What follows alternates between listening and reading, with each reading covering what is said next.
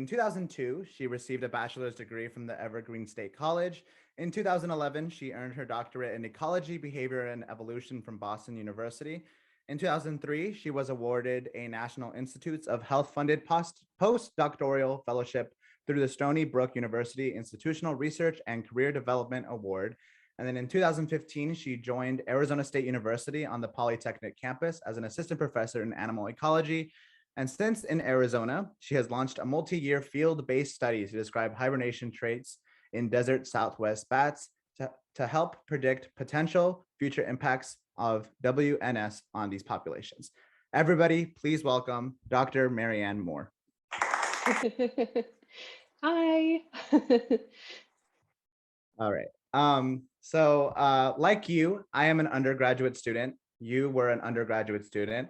Was this position you're in now the one you envisioned as an undergraduate? Partially, but not completely. Yes, so I'll give you just a little bit of a backstory. I used to be a professional modern dancer, and so I was an artist by training, starting in my high school years. I did not go to college. I went into a professional career, performing actually kind of around the world with a couple of modern dance groups. During that time, I was also reading a lot and learning about the world, nature, some political issues. Al Gore was just starting to talk about climate change, and nobody was really paying attention to these big global issues. And I had always had an affinity for animals, observing nature ever since I was little, sort of in combination with all of these life experiences, being an artist, but also being very concerned about conservation issues, the health and welfare of animals. I decided to make a change in my career. So I voluntarily or decided to leave my dance career, and I went into college when I was about 28 years old. So I started as a relatively older student who had already had professional experience, like in the workforce. Once I committed to college, absolutely, it was all science, nature, animals, research. I was fascinated by what I was exposed to as an undergraduate student. And I did go to a pretty unconventional school, the Evergreen State College, where we had big themes of classes that were as if you combined biology with chemistry, with navigation, with various other topics to explore certain big themes. For one was exploration. And as an undergrad, I pursued biochemistry, polymer chemistry, but as a freshman, I became fascinated with bats, and that has been my real passion ever since. Wow, that's amazing. But so like what made you interested in learning about like bats or like animals in general and their behavior? That's a great question. Like I said, I think I was, observant and interested from a very early age. My first course at the Evergreen State College was called Exploration, and it was a year-long program, team taught by multiple faculty. We needed to do our own exploration by the end of that year, and it was the 20th anniversary of the eruption of Mount St. Helens. Another student and I decided we wanted to do something related to that. And she was very interested in the human aspect. She interviewed people, talked about if they had persistent respiratory issues. I knew I wanted to focus on animals, but not human animals. And I didn't have a specific taxa that was just right there in my mind. Literally one day in a seminar room that we hadn't used very frequently, we were having a discussion and there was a poster of Pacific Northwest bat species hanging on the wall. And I thought, I wonder what happened to them. Okay, so I contacted the Mount St. Helens Monument and asked if there was anybody there that might know where the bats were prior to the eruption, what might have happened to them right after the eruption, and how might they be doing now, which was 20 years later. And really, the answer I got was that nobody really knew anything. Mm, And that was my first realization of how little we know about life, the planet, mm, all of the animals that live on it. Another thing about bats, as I was starting to read about them, is that they are and have historically been persecuted, ignored, feared, destroyed. mm. And that really captured my attention. And I knew that devoting a life of research to a set of species that really need understanding and help management, that would make me feel like I was doing something very valuable. Wow, Yeah, that's incredible, especially now, with COVID-19 and the assumption of bats now, it's wild. That's it wow, is. more relevant than ever. Yes. Yeah. Yeah. Um, yeah. So like you were an undergraduate. Did you experience any obstacles as a woman in STEM? And if so, how did these challenges as a woman in STEM help shape your journey? Thank you. I would say, as an undergraduate, I never perceived any major challenges that were specific to me being a woman. Mhm. I was encouraged, and I had several very key conversations with either career advisors or my professors, um, where they did tell me they thought I was well equipped to pursue a PhD, and they really encouraged me. Nowhere in that experience as an undergrad did I ever feel like I was inhibited or limited. Mm, Yes, so that was really beautiful. Um, and I do really credit Evergreen for giving me the confidence to keep going. Yes, because I don't actually tend to have a whole lot of confidence. Aw, you're confident, Dr. Moore. I've seen it in class and I've seen it well. I know it's there. I've built it up. Yeah. So in grad school, again, my PhD advisor and my program, very, very encouraging.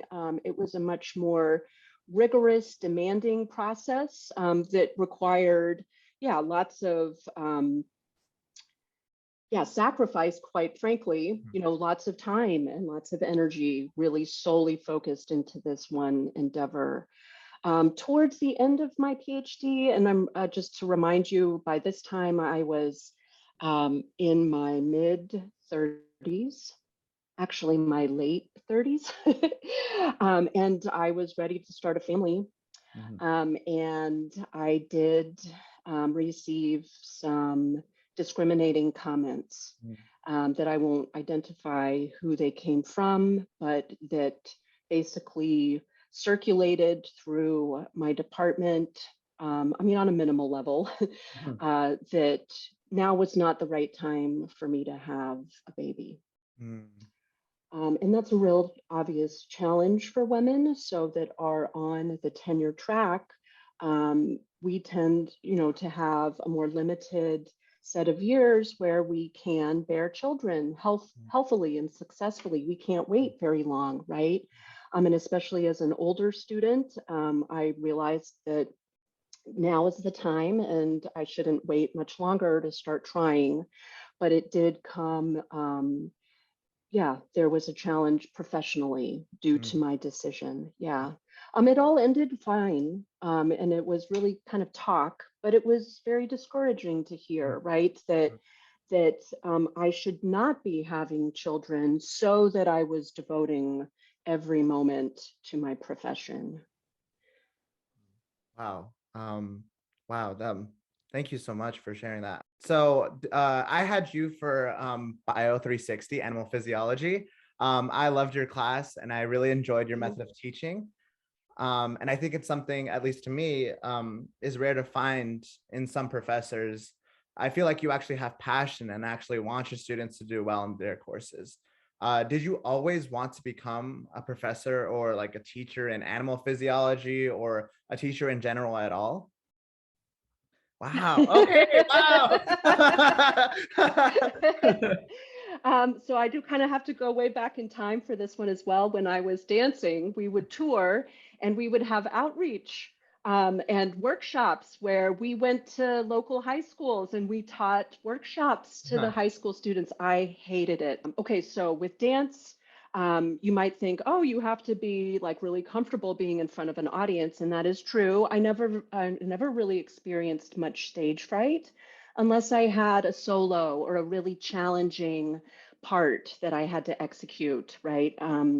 Mostly, I did not experience nervousness prior to performances. In very much contrast to that, uh, up until very recently, or even just within like the last few years, feeling relatively petrified Mm. talking in front of groups of people, especially when it's about intellect and sharing knowledge. Um, and my creations as a researcher and a scholar, right? And having people judge me, my smartness, my rigorousness, any of it, right? So I guess as a dancer, I was mostly not the one creating the art, I was doing the art. Whereas now as a scientist and as a teacher, I'm creating the content, or I am designing, imagining the study, designing it, executing it, interpreting it, right? Um, and so it has taken a lot of work for me to, even with lectures for animal physiology that I'm now in my like 14th semester teaching, to not be nervous prior to class. It's just somewhere in my nature, right? And it's ever so much better. I think partly for that reason, I never envisioned myself really as a teacher, a professor in the classroom. It was really the research that carried me along, right? And I do feel like that is really the core of why I am here doing this. I will say though that I have always loved working with students. So we've already talked about your interest in bats and how that came to be. Yes. Tell us a little bit about your research now and what you've learned from this study, and what is the main question that you strive to answer with your future research? Got it. Um, The main study I'll talk about is the one that you noted, which Mhm. is focused on southwestern bat species, which are obviously arid adapted bats, bats that have evolved to really survive and thrive in the desert, right? And since I was doing my PhD, I have focused on the wildlife disease bat white nose syndrome, as you know as well. That emerged in New York State and has been spreading north and south and east. The disease is not yet present in Arizona. We don't have any symptomatic bats to date, but there have been a few low level detections of the pathogen. Mhm. And we expect that the pathogen is here or will be here very shortly. Um, we have no idea how the bat species here will respond because nearly everything that has been studied for white nose syndrome, at least at first, really focused on the eastern species that are affected. And there's a little bit of overlap, but mostly there are different species in the east versus the west. Okay. And so, kind of what we are doing is twofold. We're trying to understand some really basic natural history and hibernation traits of these Southwest bats. For one, it's virtually unknown. So we would be contributing to, basic knowledge. What do these bats require normally? Habitat requirements for hibernation. And then we are specifically measuring traits that we understand are important when bats are affected by white nose syndrome. So that's based on studies done on the eastern species. We know that body condition is important. We know that the temperatures at which the bats hibernate are important. Okay, so we can measure a lot of those values and build this understanding of the species here in Arizona to then try and predict how they will respond when they're exposed to the pathogen. Right. Right. So, in terms of like the people of science and research, what do you think needs to be done for more inclusion and diversity for the scientific community? Yeah. Hugely important. And I feel like I have benefited a lot. The NIH postdoc that you mentioned is extremely focused on issues of diversity and inclusion in STEM. And that is where I received my formal pedagogy training in science. And it was specifically geared towards really including everybody, with the attention to certain groups that may have specific challenges, right? Right. So I think I benefited from being a postdoc formally introduced to this topic and trained to be aware of it and use methods that are good for increasing Mhm.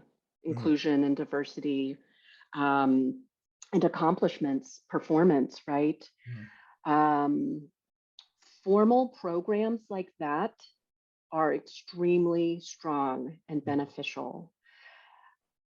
Since I have, yeah, started my, undergrad, gone through grad school, especially in grad school, maybe, there wasn't a whole lot of discussion about it, I would Mhm. say, or this general topic. Maybe I wasn't aware of it. Maybe it was happening at the faculty level, but it wasn't really addressed to Right. the students. Okay. And that has definitely changed, especially since George Floyd. I mean, I would say that it was happening before then, but it became much louder, Mhm. right? Much more the attention of everyone, really due to George Floyd and what happened that summer. And at this point, I would say many universities, including ASU, are ramping up efforts. My unit now has a diversity inclusion committee. Mhm. And these are all really important actions. Talking about it that's where you begin. I think it's going to be an generational time frame for it to really change because some of the issues are so systemic. One thing I thought of when I was reading through your questions, I thought this was important to say, like the way I do try and make my classroom inclusive Mhm. is using some of these. There was a couple of examples I thought of. The active learning techniques I use, right? And even if they're little and Mhm. short, I do a poll or I give you a discussion question, right? Those are quantifiably improving achievement, specifically in minority groups. They're Mhm. good for everybody. They help everybody achieve better, but they like disproportionately improve achievement in minority groups. Mhm. They boost their understanding and ability to perform well more so. They have that a greater improvement. Right. um, I also use diagnostics, which would be more geared towards how you think as an individual. Mhm. So trying to uncover your misconceptions, like, do you think human venous blood is blue? And if so, why? Right. Right? Yeah. Yeah. Yeah. Yeah, and so one of the most difficult things, obviously, about being an instructor is that I never know exactly what you're thinking, and so I'm trying to kind of extract little bits of information from your mind to see how are you thinking? Is it correct? Is it accurate? Do we need to correct a Mhm. misconception? Mhm. So that reaches the individual, right? As a future doctor and scientist myself, what is one piece of advice that you wish you were given when you were an undergrad that you want current undergraduates to know? Ooh,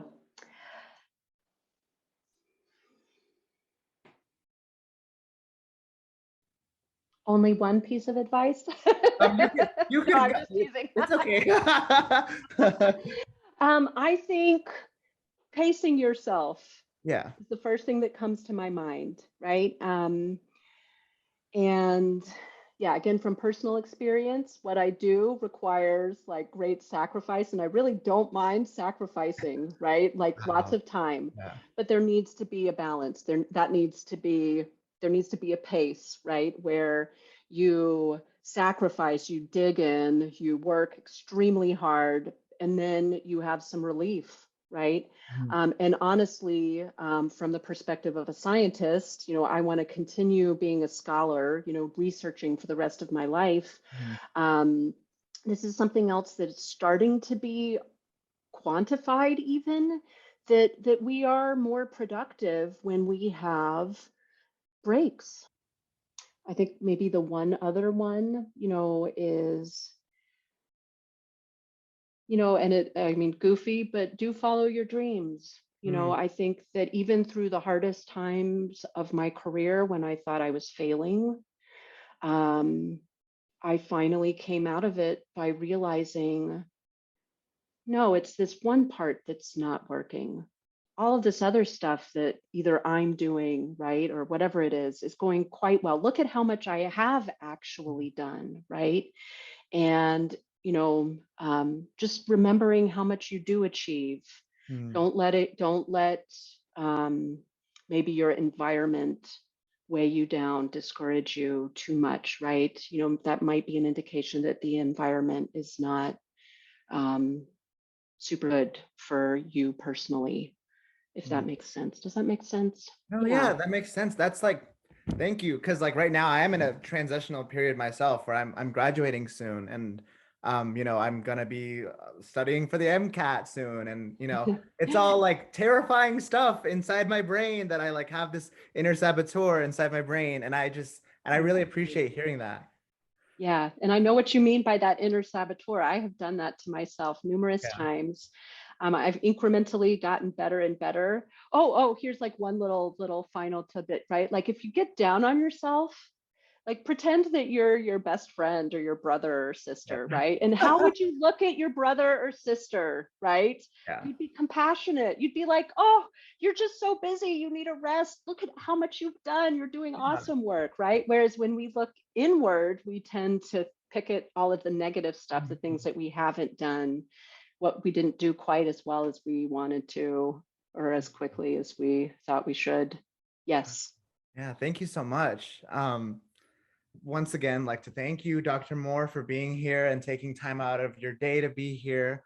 Also, thank you to the listeners and viewers for being here today for the Animal Behavior Podcast. And thank you for supporting our podcast. I'm Alex Hernandez. Thank you for listening. Bye bye. Hi.